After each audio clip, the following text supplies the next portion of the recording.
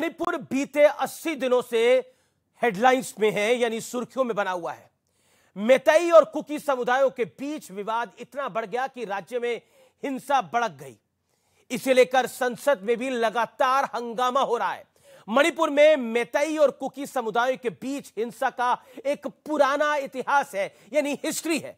इसके बारे में मैं आपको बताऊंगा, लेकिन आज देश हित में यह जानना जरूरी है कि भारत सरकार की तरफ से सुलगते मणिपुर को संभालने के लिए क्या कुछ किया गया है और बीते दशकों में, और यह बात मैं बड़ी जिम्मेदारी से आज कह रहा हूं कि बीते दशकों में क्या कुछ किया गया था, आज उसकी भी वानगी मैं आपको बताऊंगा। यह जानना जरूरी है कि इसलिए ताकि पूरे देश में सही जानकारी पहुंच सके। मणिपुर को लेकर केंद्र सरकार लगातार एक्शन मोड में है। गृह मंत्रालय लगातार काम कर रहा है। केंद्र सरकार मेती और कुकी समुदायों के लगातार संपर्क में है। दोनों ही समुदायों के से बातचीत हो रही है। अच्छी बात यह है कि दोनों समुदायों के साथ सरकार की बातचीत एक अच्छे दौर में है। इसे निर्णायक दौर भी कह सकते हैं। मणिपुर में अभी भी छिटपुट हिंसा हो रही है, इससे इंकार नहीं किया जा सकता, लेकिन सुकून इस बात का है कि 18 जुलाई के बाद से वहां हिंसा नहीं हुई है और किसी की जान नहीं गई है। कहने का तात्पर्य है मणिपुर जैसी जगह जहां ज्योग्राफिकल हालात काफी कठिन है, लेकिन इसके बावजूद गृह मंत्रालय ने, होम मिनिस्ट्री ने अमित शाह की अगुवाई में केंद्रीय सुरक्षा बल के 35 से 36 हजार जवान महज 30 घंटों के अंदर मणिपुर जैसी दुर्गम जगह पे पहुंचा दिए। यह अपने आप में गृह मंत्रालय का बहुत बड़ा कदम था और अमित शाह इस पर लगातार अपडेट ले रहे थे। अब इन्हीं 35 हजार जवानों ने दोनों समुदायों के बीच बफर जोन बनाया हुआ है ताकि किसी भी झड़प को संभाला जा सके। मणिपुर में पूरे ऑपरेशन की कमान केंद्रीय गृह मंत्री अमित शाह ने खुद संभाली हुई है। आपको मैं याद दिला दूं, अमित शाह 29 मई को मणिपुर पहुंचे थे, यानी 3 दिन तक रुके। इस दौरान उन्होंने वहां अधिकारियों से पूरे हालात की जानकारी ली। इसके अलावा गृह मंत्री अमित शाह ने घायलों से भी मुलाकात की। उन्होंने वहां कुकी और मेतई समाज के राहत शिविरों का दौरा तक किया। इतना ही नहीं, प्रधानमंत्री नरेंद्र मोदी भी लगातार गृह मंत्री अमित शाह के संपर्क में हैं और चिंता कर रहे हैं और पल पल की जानकारी ले रहे हैं और इंस्ट्रक्शन भी दे रहे हैं। मणिपुर से जुड़ा एक बड़ा अपडेट यह भी है कि केंद्र सरकार 2 महिलाओं के वायरल वीडियो का केस सीबीआई को सौंपने जा रही है। यह हमारी एक्सक्लूसिव जानकारी है। सरकार यह भी सुझाव देगी कि इस केस की सुनवाई दूसरे राज्य में हो।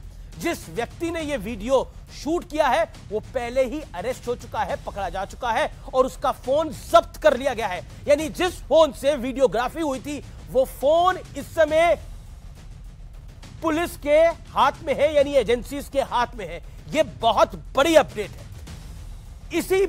इस बात का भी ध्यान रखा गया है कि वहां जरूरी सामानों की कमी ना हो, वहां कीमतें स्थिर रहे और इसके अलावा गृह मंत्रालय की तरफ से भरपूर मात्रा में रसद मणिपुर में लगातार पहुंचाई जा रही है। गृह मंत्रालय यानी केंद्रीय सरकार की तरफ से रसद पूरी तरह से पहुंचाई जा रही है।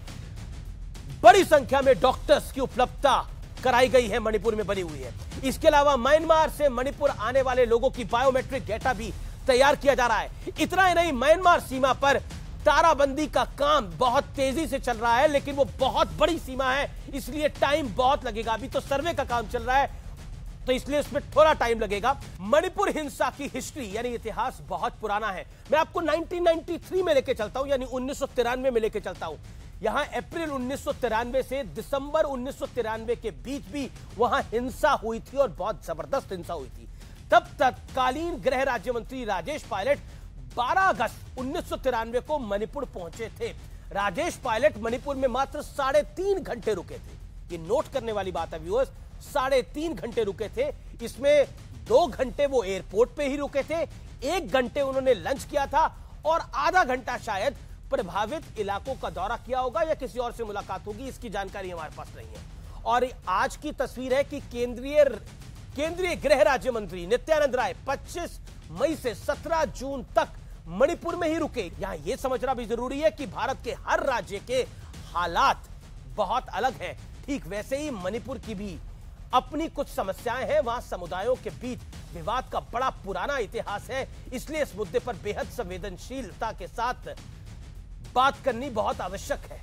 और प्रधानमंत्री मोदी और गृह मंत्री अमित शाह दोनों की तैयारियां भी कुछ इसी और इशारा करती हैं। और मैं आपको बताऊं, मैतेई, कुकी और नागा ये तीन समुदाय मिलकर मणिपुर को बनाते हैं, यानी ये तीन समुदाय मणिपुर की मूल आबादी है।